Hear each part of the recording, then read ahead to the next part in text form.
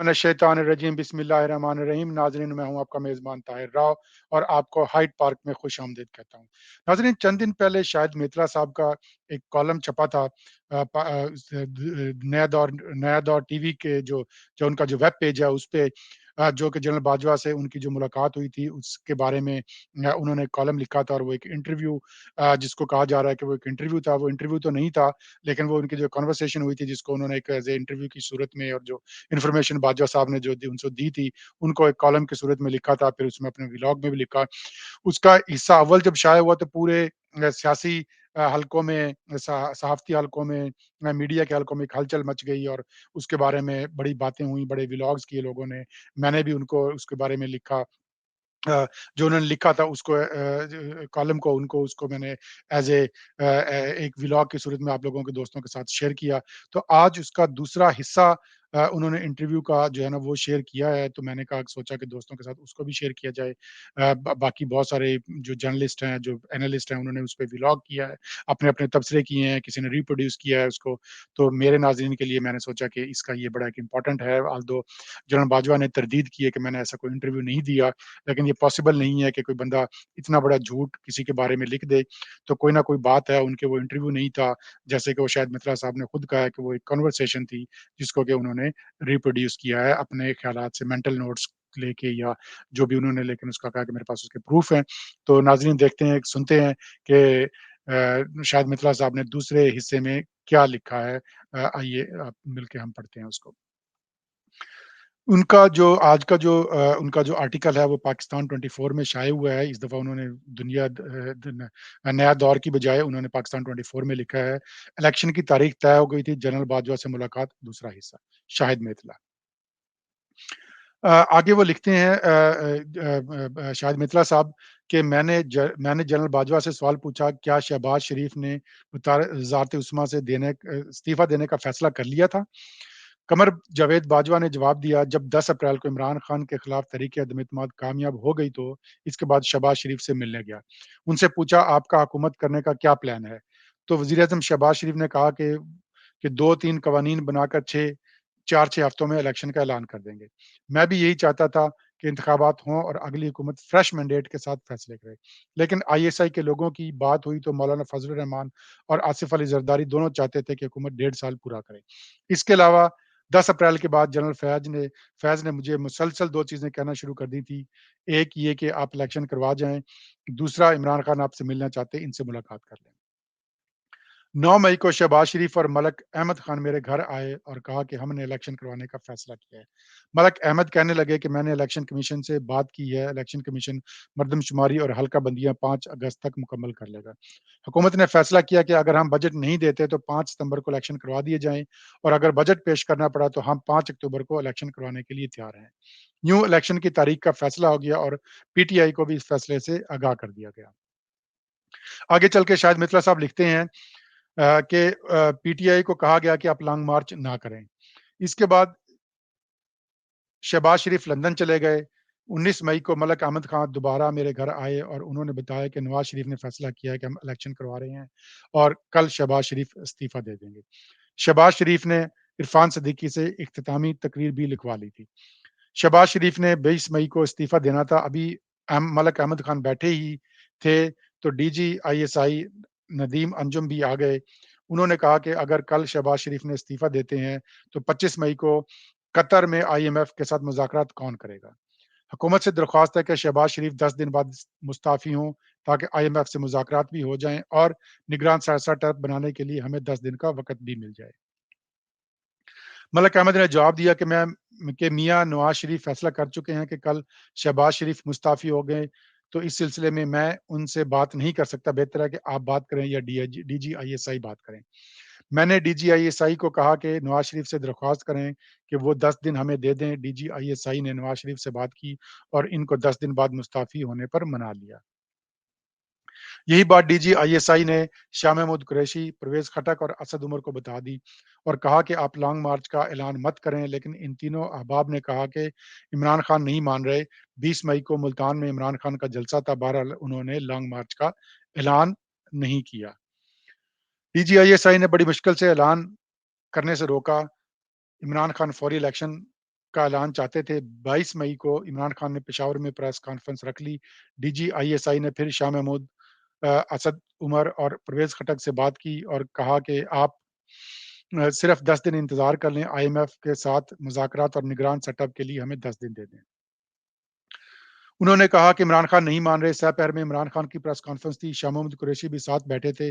میں نے شاہ محمود قریشی کو پیغام بھجوایا کہ آپ عمران خان کو لانگ مارچ کرنے سے روکیں۔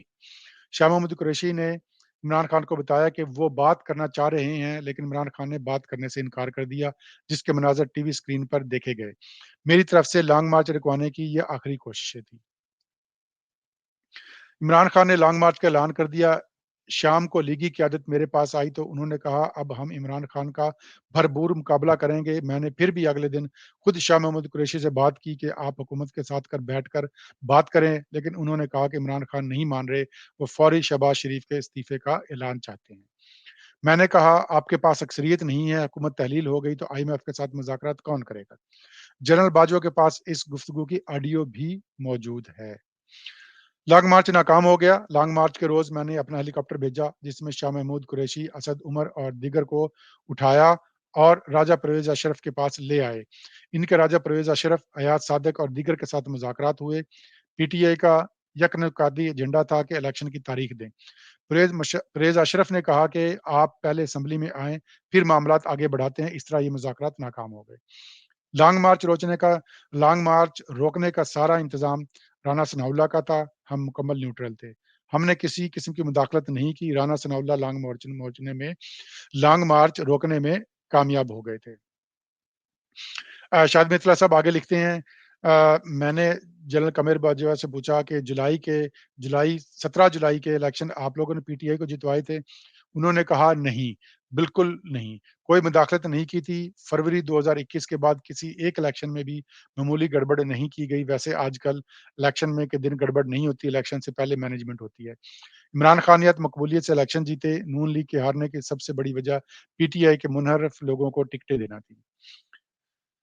دوپہر کے کھانے پر میں نے دوپہر کے کھانے کی میز پر میں نے سوال کیا، یعنی کہ شاہد مطلع صاحب نے سوال کیا 63A والا فیصلہ جسٹس عمر عطا بندیال سے آپ نے کروایا؟ جنرل باجوہ نے کہا یہ فیصلہ میں نے نہیں کروایا تھا۔ عمر عطا بندیال ایک کمزور شخص ہیں، دباؤ برداشت نہیں کر سکتے۔ جسٹس اعجاز الاحسن اور جسٹس منیب جسٹس عمر عطا بندیال پر غالب آ گئے، یہ فیصلہ ان دونوں نے کروایا۔ جسٹس منیب نے فیصلہ لکھا، یہ فیصلہ غلط ہے، خلاف آئین ہے۔ سپریم کورٹ کے اس فیصلے کی وجہ سے بہت بربادی ہوئی اور ملک میں آج تک عدم استحکام ہے، خاص طور پر پنجاب میں۔ ان ججوں کو بھی پتا ہے کہ یہ فیصلہ غلط ہے، وہ فیصلہ ریورس بھی کرنا چاہتے ہیں، لیکن ان کو سمجھ نہیں آ رہی اس کو کس طرح ریورس کریں۔ میں نے سوال کیا سپریم کورٹ میں تحریک انصاف کے حامی جج بھی ہیں اور کیا سپریم کورٹ کے ججوں کے خاندان بھی تحریک انصاف کے حامی ہیں اور ان کے فیصلوں پر اثر انداز ہوتے ہیں؟ انہوں نے کہا بالکل ایسا ہے، کچھ ججز پی ٹی آئی کے حامی ہیں، ججوں کی بیگمات اور ان کے خاندان کے دیگر افراد تحریک انصاف کو پسند کرتے ہیں، یہ بھی ججوں کے فیصلوں پر اثر انداز ہوتے ہیں۔ ہمارے ملک میں جج بہت ڈرپوک ہیں، بہت ڈر ڈر کے فیصلہ کرتے ہیں، ٹک ٹاک سے ڈر کے فیصلے کرتے ہیں۔ تحریک انصاف کے حق میں بھی جج ڈر کے فیصلے دیتے ہیں۔ ٹک ٹاک پہ بےعزتی وائرل ہو تو دباؤ بڑھ جاتا ہے۔ میں نے سوال کیا عمران خان کو بنی گالا کیس میں نااہلی سے آپ نے بچایا تھا؟ جنرل باجوہ نے جواب دیا کہ ایک دن جنرل فیض میرے پاس آیا اور انہوں نے کہا کہ بنی گالا کیس میں عمران خان کے کاغذات مکمل نہیں ہیں، وہ نااہل ہو جائیں گے، تو کیا کیا جائے؟ جسٹس نثار بھی کہتے ہیں کہ اگر عمران خان کو نااہل کر دیا تو باقی کون بچے گا؟ ملک بھی تو چلانا ہے۔ میں نے کہا عمران خان کو نااہل کرتے ہیں تو وزیر اعظم کون بنے گا؟ عمران خان کی 40 سال پرانی رسیدیں دستیاب نہیں تھی، بینکس بند ہو گئے تھے، عمران خان نااہلی سے بچ گئے، اس کے بدلے جہانگیر ترین کو نااہل کر دیا گیا۔ میرا سوال تھا کہ اسٹیبلشمنٹ حمزہ شہباز کے وزیر اعلیٰ بننے کے خلاف تھی، یعنی کہ شاہد مطلع صاحب نے یہ سوال پوچھا جنرل باجوہ سے۔ جنرل باجوہ بولے جب حمزہ شہباز وزیر اعلیٰ بنے تو میں نے شہباز شریف سے سخت ناراضگی کا اظہار کیا تھا کہ آپ نے اپنے بیٹے کو ہی وزیر اعلیٰ بنا دیا، آپ کو پارٹی میں کوئی اور بندہ نہیں ملا۔ میں نے شہباز شریف کی کافی کلاس لی، وہ سر جگا کر سنتے رہے اور کچھ نہیں بولے۔ شہباز شریف سے جتنی مرضی سخت بات کر لیں، ان کو کوئی فرق نہیں پڑتا، کوئی جواب بھی نہیں دیتے۔ جنرل باجوہ کہتے ہیں کہ حمزہ شہباز انتہائی نکما ہے۔ سلمان شہباز کافی تیز اور باصلاحیت ہے۔ शहबाज शरीफ कमज़ोर वज़ीर-ए-आज़म हैं, इनसे हुकूमत नहीं चल रही, ना वज़रा उनकी बात सुनते हैं, वज़रा इनको घास भी नहीं डालते, बड़े मियाँ आएँगे तो हालात बेहतर होंगे। मैंने पूछा, सलमान शहबाज को आपने भेजा था? जनरल बाजवा ने कहा नहीं, बल्कि मैंने जनरल फैज़ से पूछा था कि सलमान शहबाज कैसे गया? तो उन्होंने तो उसने मुझे भी उसने कहा मुझे भी नहीं पता।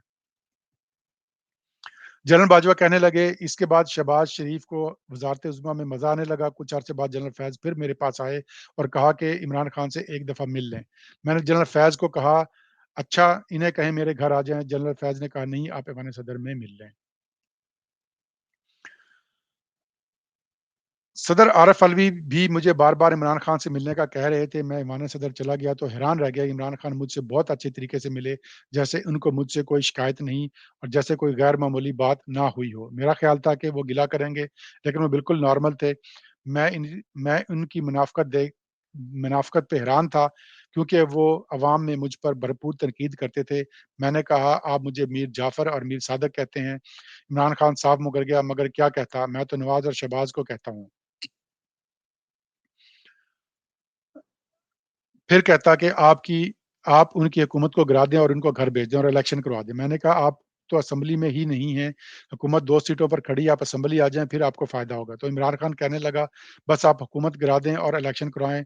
तो मैंने आरिफ अलवी को अंदर बुला लिया, जो इससे पहले बाहर बैठे थे और उन्हें कहा कि इन्हें समझाएँ कि कैसे हुकूमत गिरा सकते हैं और हुकूमत गिराने का इनको कोई फ़ायदा नहीं होगा जब तक वो असेंबली नहीं जाते। फिर आरिफ अलवी ने भी इनको समझाया, ये मुलाकात बेनतीजा रही। आपने इमरान खान को प्ले-बुलाई क्यों कहा? मैंने सवाल किया। जनरल बाजवा ने एक बताया, इमरान खान से जब मेरी मुलाकात हुई तो मैं बड़े गुस्से में था, क्योंकि वो मुसलसल मेरे बारे में झूठ बोल रहे थे। मैंने इमरान खान को कहा, आप अपनी ज़ुबान पर कंट्रोल करें और अपने झूठों को लगाम दें, वरना मेरे पास भी कहने को बहुत कुछ है। आप झूठ बोलना बंद करें। इमरान खान ने कहा, आप क्या करेंगे? मैंने कहा, क्या आप प्ले बॉय नहीं रहे? आपकी वीडियोज़ भी मौजूद हैं।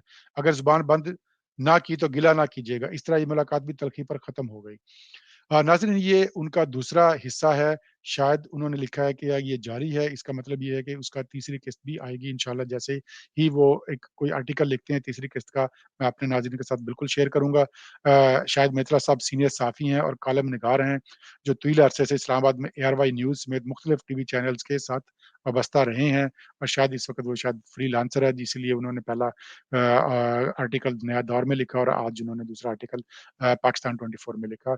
तो नाज़रीन, अगर आपको मेरा ये आर्टिकल पसंद आए तो देखिएगा, नाज़रीन के साथ दूसरे के साथ शेयर कीजिएगा, लाइक कीजिएगा और मेरे चैनल को सब्सक्राइब ज़रूर कीजिएगा। अपना और अपने घरवालों का ख़्याल रखिएगा। अल्लाह हाफ़िज़।